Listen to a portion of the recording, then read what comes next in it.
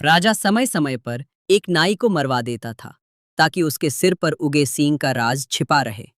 वह नाई से बाल कटवाने के बाद उसे खजाने से सोना लेने भेजता और मौका देखकर उसे गहरे गड्ढे में धक्का दे देता। धीरे धीरे ये बात हो गई कि जो भी नाई महल जाता वह वापस नहीं आता। एक दिन सैनिकों ने गांव से एक लड़के को पकड़ लिया। उसकी बूढ़ी माँ बहुत दुखी हुई, लेकिन आदेश का विरोध करना असंभव था। विदा से पहले माँ ने उसे रास्ते के लिए 3 रोटियां दी। लड़का महल पहुंचा और राजा के बाल काटने लगा। जब राजा ने टोपी हटाई तो उसके सिर पर सींग देखकर लड़का डर गया, लेकिन जान बचाने के लिए शांत रहा और बाल काट दिए। राजा खुश हुआ और उसे सोना लेने भेजा, पर जैसे ही लड़का खजाना खोलने गया, राजा ने उसे गड्ढे में धक्का दे दिया। लड़का नीचे गिरकर भी बच गया। वहां उसने बहुत सारे नाइयों की हड्डियां देखी। तभी एक विशाल सांप आया। लड़के ने संगीत बजाया और उसे रोटी खिलाई। सांप खुश होकर उसे बाहर छोड़ दिया। बाहर उसे एक भेड़िया मिला। उसने दूसरी रोटी देकर उसे भी शांत किया। भेड़िया उसे जंगल से बाहर ले गया। आगे एक घर मिला जहां एक बूढ़ी जादूगरनी रहती थी। उसने लड़के को पकड़ लिया, लेकिन लड़के ने आखिरी इच्छा में संगीत बजाने की बात कही।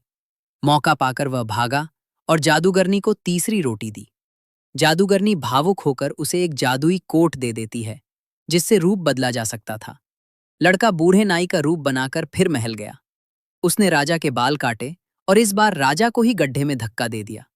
राजा बचने की कोशिश करता है, लेकिन अंत में गिर जाता है और समाप्त हो जाता है। लड़का वहां से बचकर घर लौट आया और अपनी मां से मिला। राजा के गायब होने का रहस्य किसी को नहीं पता चला, लेकिन जनता की जिंदगी बेहतर हो गई। ग्रूट ने अपने सिर पर थोड़ा सा गीला कीचड़ लगाया और उसके चमकदार गंजे सिर पर तुरंत हरे भरे बाल उगाए। लेकिन खुशी ज्यादा देर नहीं टिकी, क्योंकि कुछ ही पलों में वे हरे बाल पीले होकर सूख गए और झड़ने लगे। दरअसल ग्रूट ने अभी अभी जमीन पर एक छोटा सा गर्म पानी का झरना खोजा था। उसने पानी चखा, स्वाद ठीक लगा और तापमान भी सही था, तो उसने सोचा कि इसमें नहाया जाए। मजा बढ़ाने के लिए उसने रास्ते से गुजरते जुगनू को पकड़कर उसका रस निकाल लिया और उसे साबुन की तरह इस्तेमाल किया। फिर उसमें गुलाब की पंखुड़ियां भी डाल दी। जब वह सोकर उठा तो देखा कि उसके पूरे शरीर पर हरी पत्तियां उगाई हैं। ये देखकर वह घबरा गया। उसने पत्तियां झाड़ने की कोशिश की, लेकिन कुछ नहीं हुआ। चलते समय वह लड़खड़ाने लगा और बार बार गिरने लगा। आईने में खुद को देखकर उसे नया आइडिया आया। उसने अपनी उंगलियों को कैंची जैसा बनाकर खुद ही नया हेयर स्टाइल बना लिया, लेकिन कोशिश करते करते अजीब सा कट हो गया। तभी उसके शरीर की पत्तियां फिर सूख कर गिरने लगी, तो उसने तुरंत सिर पर फिर से कीचड़ लगा लिया और नई पत्तियां उगाई। वह तरह तरह के अजीब हेयर स्टाइल बनाकर खुश होने लगा, लेकिन पेड़ पर बैठा रंग बिरंगा पक्षी उसकी आवाज से परेशान हो गया।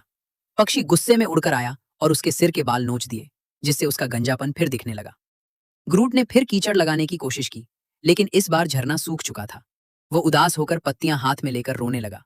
तभी उसने चालाकी से पक्षी के पंख नोचकर अपने गले में डाल लिए। शाम होने से पहले उसने लकड़ियों से एक छोटा सा घर बनाया, लेकिन अचानक एक लंबी नाक वाला विशाल चूहा आया और उसे खाने की कोशिश करने लगा।